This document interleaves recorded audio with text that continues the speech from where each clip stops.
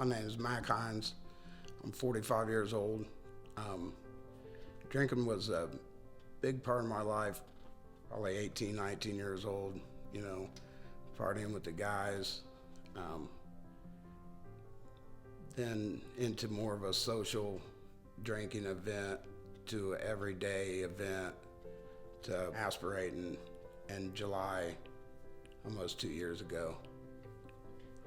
Probably, the last 5 years was a stepping up process that, casual drinking went from weekends to weekends and Wednesdays to Monday, Tuesday, Wednesday, all through the week. So I'm going to say within, the last 5 years, it was pretty much an everyday event. It was after 4th of July there was a lot of drinking involved all weekend long. I went to work on the following Monday. When I came home, I pretty much had the shakes pretty bad, so I stopped at the liquor store and I got a pint of whiskey. Decided that the shakes hadn't gone away, so I went back and I got a fifth and I drank it in one drink. I wasn't feeling that good, so I went to go lay down. I just wasn't feeling that good. And then ultimately, by the time I realized what had happened, it was about a week to 10 days later. I woke up, I was in the intensive care unit at Ball Hospital. I'd been in a coma for over a week. Breathing tubes, total life support from that. The doctor said I'd be confused for some days because I'd been in that coma for a length of time. And so I was out of a coma, but I wasn't really remembering anything till a couple days after. And then when I actually wake up and become conscious to where I'm, cognitive, I had remembered that that I was in a hole, and I had a really strong dream line, but I was in this hole and there was a guy standing over me. He wasn't biblical looking or anything like that. He had long hair with a brown beard. He reached down in the hole and he held his hand out for me, and I grabbed his hand and he was pulling me out of the hole, and he looked at me and he said, "This time's on me, the next time's on you." So I was out of this hole, and then I come to realize that was a grave. That was my grave. So as I remembered that and started getting my surroundings of where I was at, I asked an attending physician to get a preacher or pastor in there to come in and pray with me. As that went along, I'd come to realize how close to death I actually was. So, 5 or 6 days into the coma, they did a blood alcohol content on me.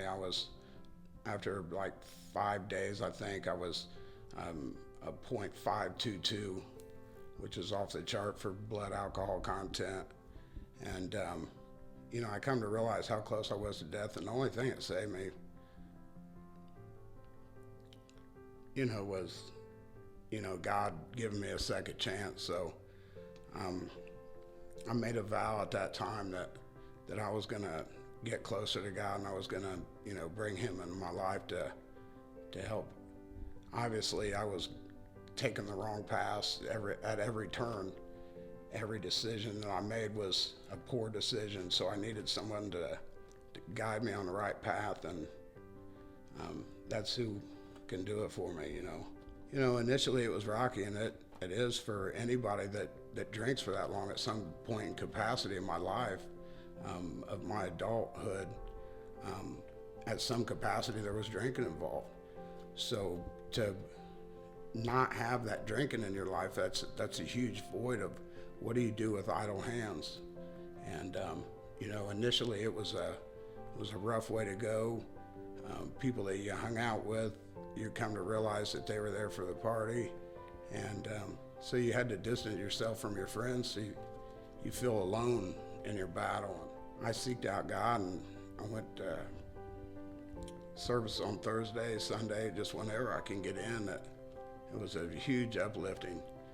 And then I realized that I had to find something to do. When you feel like you're walking alone in your ventures, you got to remember that you're not walking alone. God's carrying you, and if you just ask Him to help you, He's more than willing to come into your life and into your heart and help you. It's not going to be easy.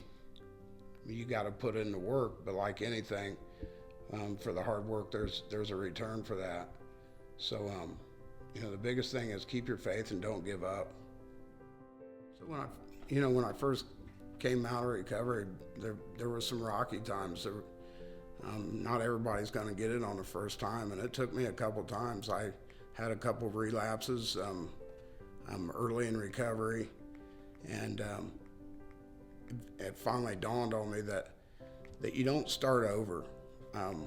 When you go a time without using, you don't go back to the first time that you used. You go back to the very last time when there was nothing but misery. And it took a little while for me to understand that, and so as time went, everything was getting better.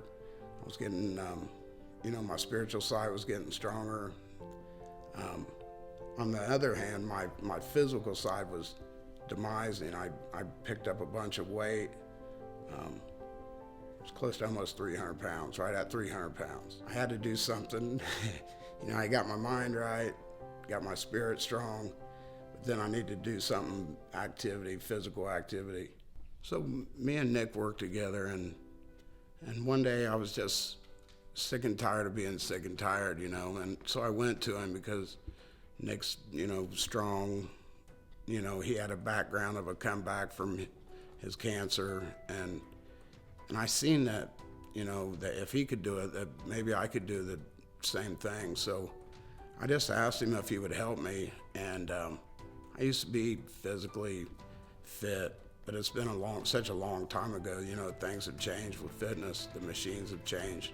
And I asked him, would you be willing to work with me and help me get on the right path? So, Nick kind of took me under his wing and helped me cut out a diet plan. Started giving me some times to meet with him and the guys with Big Time Barbell. To start lifting with him and start working on things. So it was pretty much immediately after I asked him. He was very responsive to help. I think he's seen that I really wanted it. As I started lifting more with Nick and all the guys with Big Time Barbell, I got to talking to them more, and we got to know each other on a friend level, and we started talking about, they started sharing their mission of what Big Time Barbell was about. And I seen right off the bat that their mission to help people and give back to the community was their main goal. And once I started becoming stronger and mentally and physically, that's what, through prayer, I found out that I was kept around to help people and to try to help people pass what I had been through. And I felt like it was a calling of mine. So as I talked to Nick more, I wanted to become involved with Big Time Barbell. So the guys, pretty much welcomed me with open arms. Now I share in the same goal and mission to help other people get in the best physical shape. One thing that we all agreed upon, that if a guy coming through recovery is to be expected to make a long-term recovery, that one of the best ways is, for me, is, and I think there's a lot of people like me, that once you get in the gym and you start getting self-worth and you make the gains and you start making that physical change, the love for yourself increases tenfold. and